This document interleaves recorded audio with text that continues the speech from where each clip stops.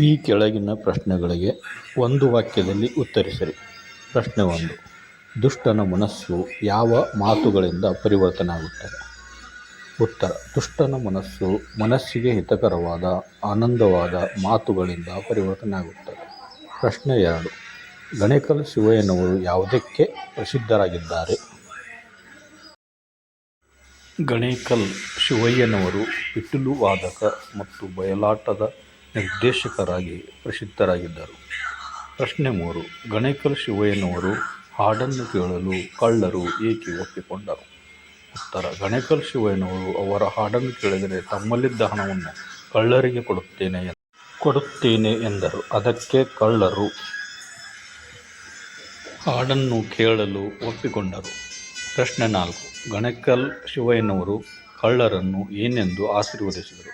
ಉತ್ತರ: ಗಣೇಕಲ್ ಶಿವಯ್ಯನವರು ಇನ್ನು ಮುಂದೆ ಈ ಕೆಟ್ಟ ಕಳ್ಳತನವನ್ನು ಮಾಡಬೇಡಿ, ಸತ್ಯವಂತರಾಗಿ ಬಾಳಿ ಎಂದು ಹೇಳಿ ಅವರು ಕೊಟ್ಟ ಹಣದೊಂದಿಗೆ ತಮ್ಮ ಹಣವನ್ನು ಕೊಟ್ಟು ನಾಲ್ವರು ಒಟ್ಟುಗೂಡಿ ವ್ಯಾಪಾರ ಮಾಡಿ ಎಂದು ಆಶೀರ್ವದಿಸಿದರು. ಪ್ರಶ್ನೆ 5. ತಾರಾನಾಥರು ಆಶ್ರಮವನ್ನು ಏಕೆ ಕಟ್ಟಿದರು? ಉತ್ತರ: ಬಡವರು ಉದ್ಧಾರ ಆಗಬೇಕಾದರೆ ಮೊದಲು ಅವರ ಮಕ್ಕಳು ವಿದ್ಯಾವಂತರಾಗಬೇಕು. ಆ ಮೂಲಕ ನೌಕರಿಗೆ ಸೇರಿ ಸುಖಜೀವನ ನಡೆಸುವಂತಾಗಬೇಕು. ಅದಕ್ಕಾಗಿ ತಾರಾನಾಥರು ಆಶ್ರಮವನ್ನು ಕಟ್ಟಿದರು.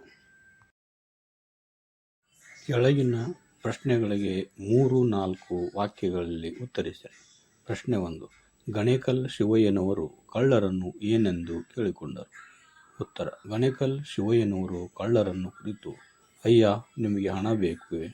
ಅದು ನನ್ನಲ್ಲಿದೆ, ಅದನ್ನು ನಿಮಗೆ ಕೊಡುತ್ತೇನೆ, ಯಾವ ತಕರಾರೂ ಇಲ್ಲ.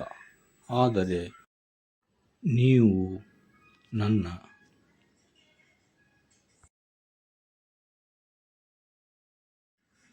ಆಶೆಯನ್ನು ಪೂರೈಸಬೇಕು. ಅದು ನಿಮಗೆ ಕಷ್ಟದಾಯಕವಲ್ಲ, ಕಿವಿಗಳಿಗೆ ಸುಖಕರವಾದುದು. ತಾವು ನಿಶ್ಚಿಂತೆಯಿಂದ ಕುಳಿತು ಅರ್ಧ ತಾಸು ನನ್ನ ಸಂಗೀತವನ್ನು ಕೇಳಬೇಕು ಎಂದು ಕೇಳಿಕೊಂಡರು. ಪ್ರಶ್ನೆ 2. ಗಣೇಕಲ್ ಶಿವಯ್ಯನವರು ಸಂಗೀತ ಕೇಳಿದ ನಂತರ ಕಳ್ಳರು ಏನು ಮಾಡಿದರು? ಉತ್ತರ: ಕಳ್ಳರು ತಮ್ಮಲ್ಲಿರುವ ಹಣವನ್ನು ತೆಗೆದು ತಾತನ ಮುಂದೆ ಇಟ್ಟು, ತಾತ, ನಿಮ್ಮ ಹಣ ನಮಗೆ ಬೇಡ, ನಿಮ್ಮ ಆಶೀರ್ವಾದ ಒಂದೇ ಸಾಕು ಎಂದರು. ಪ್ರಶ್ನೆ 3. ತಾರಾನಾಥರ ವ್ಯಕ್ತಿತ್ವದ ವಿಶೇಷತೆಗಳೇನು? ಉತ್ತರ: ತಾರಾನಾಥರು ಬಡವರ ಬಂಧು, ಮಹಾನ್ ಜ್ಞಾನಿಗಳು, ದಯಾಳುಗಳು, ಧೈರ್ಯವಂತರು, ಪರೋಪಕಾರಿಗಳು, ಪರಹಿತೈಷಿಗಳು, ಆತ್ಮವಿಶ್ವಾಸಿಗಳು ಆಗಿದ್ದಾರೆ. ಅವರಿಗೆ ಅಸಾಧ್ಯವಾದ ಕೆಲಸವೇ ಇಲ್ಲ. ಅದು ಎಂಥದ್ದೇ ಇರಲಿ ಸಾಧಿಸುವ ಶಕ್ತಿ ಅವರಲ್ಲಿ ಇತ್ತು. ಒಟ್ಟಿನಲ್ಲಿ ಅವರು ಎಲ್ಲರಿಗೂ ಬೇಕಾಗಿದ್ದರು. ಪ್ರಶ್ನೆ 4. ಬಾಲಕನು ಶಿಕ್ಷೆ ಅನುಭವಿಸುವುದನ್ನು ತಾರಾನಾಥರು ಹೇಗೆ ತಪ್ಪಿಸಿದರು?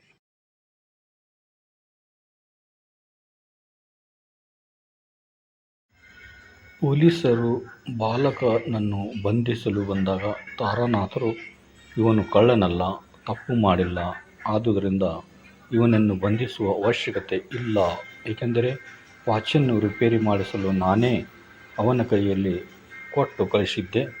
ನನ್ನ ಸಹೋದರ ಆ ವ್ಯಾಪಾರಿ ಇಬ್ಬರೂ ಸುಳ್ಳರೇ, ಅವರ ಮಾತನ್ನು ನಂಬಬೇಡಿ ಎಂದರು. ಈ ಕೆಳಗಿನ ಪ್ರಶ್ನೆಗಳಿಗೆ 8-10 ವಾಕ್ಯಗಳಲ್ಲಿ ಉತ್ತರಿಸಿರಿ. ಪ್ರಶ್ನೆ 1. ಗಣೇಕಲ್ ಶಿವಯ್ಯನವರು ಕಳ್ಳರ ಮನಸ್ಸನ್ನು ಹೇಗೆ ಪರಿವರ್ತಿಸಿದರು? ಉತ್ತರ: ಗಣೇಕಲ್ ಶಿವಯ್ಯ ಆಟ ಮುಗಿಸಿ ಸಂಭಾವನೆ ಪಡೆದು ಊರಿಗೆ ಮರಳುವಾಗ ದಾರಿಯಲ್ಲಿರುವ ಈಚಲ ಬನದಲ್ಲಿ 4 ಜನ ಕಳ್ಳರು ಗಂಟು ಬೀಳುತ್ತಾರೆ. ಆಗ ನನ್ನ ತಾತನು ಹೆದರದೆ ಧೈರ್ಯದಿಂದ ಕಳ್ಳರನ್ನು ಕುರಿತು, ಅಯ್ಯ, ನಿಮಗೆ ಹಣ ಬೇಕು, ಅದು ನನ್ನಲ್ಲಿದೆ, ಅದನ್ನು ನಿಮಗೆ ಕೊಡುತ್ತೇನೆ, ಯಾವ ತಕರಾರಿಲ್ಲ. ಆದರೆ ನೀವು ನನ್ನ ಆಶೆಯನ್ನು ಪೂರೈಸಬೇಕು. ಆಗ ಕಳ್ಳರು, ಹೇಳು ತಾತ, ಖಂಡಿತವಾಗಿ ನಿಮ್ಮ ಆಶೆಯನ್ನು ಪೂರೈಸುತ್ತೇವೆ, ಅದೇನು ಹೇಳು ಎನ್ನಲು, ತಾತ, ಅದೇನು ಕಷ್ಟದ ಕೆಲಸವಲ್ಲ. ಕಿವಿಗಳಿಗೆ ಸುಖಕರವಾದುದು. ನೀವು ನಿಶ್ಚಿಂತೆಯಿಂದ ಕುಳಿತು ಅರ್ಧ ತಾಸು ನನ್ನ ಸಂಗೀತವನ್ನು ಕೇಳಬೇಕು. ಆಗಲಿ ತಾತ, ಖಂಡಿತವಾಗಿಯೂ ಕೇಳುತ್ತೇವೆ. ಆದುದರಿಂದ ನಾವೇನು ಕಳೆದುಕೊಳ್ಳುವುದಿಲ್ಲವಲ್ಲ ಎಂದು ಮರದ ಕೆಳಗೆ ಕುಳಿತುಕೊಳ್ಳುತ್ತಾರೆ. ಹಳ್ಳದ ನೀರು ಜುಳು ಜುಳು ಎಂದು ನಿಧಾನಕ್ಕೆ ಹರಿಯುತ್ತಲೇ ಇದೆ. ತಾತ ಪಿಟೀಲು ಬಾರಿಸುತ್ತಾ ಮಧುರವಾದ ಕಂಠದಿಂದ ಹಾಡತೊಡಗಿ. ಆ ಕಳ್ಳರು ತಾತನ ಹಾಡಿಗೆ ಮೈಮರೆತು ಕಣ್ಣು ಮುಚ್ಚಿಕೊಂಡು ಕುಳಿತುಕೊಂಡರು. ಅರ್ಧ ತಾಸು, ಏನು 1 ತಾಸು ಆದರೂ ಅವರಿಗೆ ಎಚ್ಚರವೇ ಆಗಲಿಲ್ಲ. ಕೊನೆಗೆ ಎಚ್ಚೆತ್ತ ಕಳ್ಳರು ತಮ್ಮಲ್ಲಿರುವ ಹಣವನ್ನು ತೆಗೆದು ತಾತನ ಮುಂದೆ ಇಟ್ಟು ತಾತನ ಪಾದಕ್ಕೆ ಎರಗಿ, ತಾತ, ನಿಮ್ಮ ಹಣವು ನಮಗೆ ಬೇಡ, ನಿಮ್ಮ ಆಶೀರ್ವಾದ ಅಷ್ಟೇ ಸಾಕು ಎಂದು ಹೊರಡತೊಡಗಿದರು. ಆಗ ತಾತನು ಅವರನ್ನು ತಡೆದು, ಅಯ್ಯ ದಯಾಳುಗಳೇ, ನಿಮ್ಮ ಹಣವನ್ನು ಬೇಕಿಲ್ಲ. ನಿಮ್ಮ ಹಣದ ಜೊತೆಗೆ ನನ್ನ ಹಣವನ್ನು ಕೊಡುತ್ತೇನೆ. ಆದ್ದರಿಂದ ನಾಲ್ವರು ಒಟ್ಟುಗೂಡಿ ವ್ಯಾಪಾರ ಮಾಡುತ್ತಾ ಜೀವನ ನಡೆಸಿ ಇನ್ನು ಮುಂದೆ ಈ ಕೆಟ್ಟ ಕಳ್ಳತನವನ್ನು ಮಾಡಬೇಡಿ, ಸತ್ಯವಂತರಾಗಿ ಬದುಕಿ ಎಂದು ಹೇಳಿ ಅವರು ಕೊಟ್ಟ ಹಣದೊಂದಿಗೆ ತಮ್ಮ ಹಣವನ್ನು ಕೊಟ್ಟು ಆಶೀರ್ವದಿಸಿ ಕಳಿಸುತ್ತಾರೆ. ಅಂದಿನಿಂದ ಅವರು ವ್ಯಾಪಾರ ಮಾಡಿಕೊಂಡು ಸುಖ ಜೀವನವನ್ನು ನಡೆಸುತ್ತಾರೆ. ಪ್ರಶ್ನೆ 2.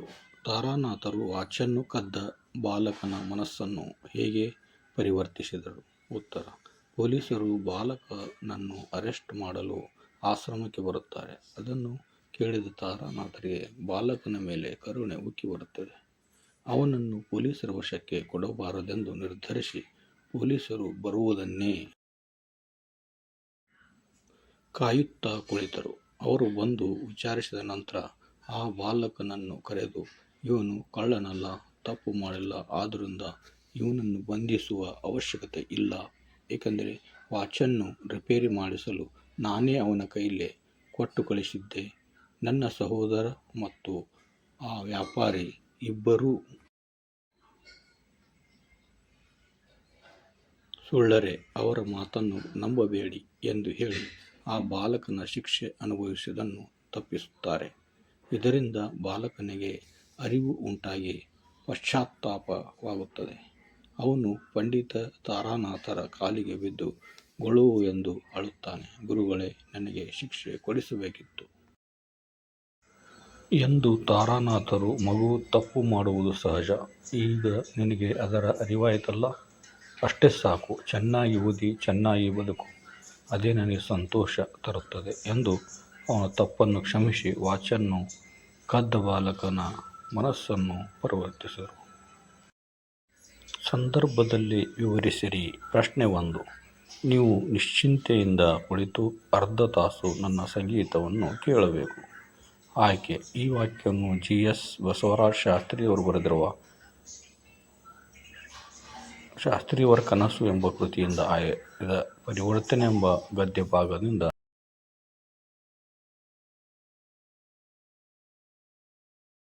ಆರಿಸಿಕೊಳ್ಳಲಾಗಿದೆ. ಸಂದರ್ಭ. ಈ ಮಾತನ್ನು ಗಣೇಕಲ್ ಶಿವಯ್ಯನವರು ಕಳ್ಳರಿಗೆ ಹೇಳಿದ್ದಾರೆ. ಗಣಕಲ್ ಶಿವಯ್ಯನವರ ಸಂಭಾವನೆ ಪಡೆದು ಊರಿಗೆ ಮರಳುವಾಗ ದಾರಿಯಲ್ಲಿ ಕಳ್ಳರು ಗಂಟು ಬೀಳುತ್ತಾರೆ. ಆಗ ತಾತ ಕಳ್ಳರನ್ನು ಕುರಿತು, ಅಯ್ಯ, ನಿಮಗೆ ಹಣ ಬೇಕು, ಅದು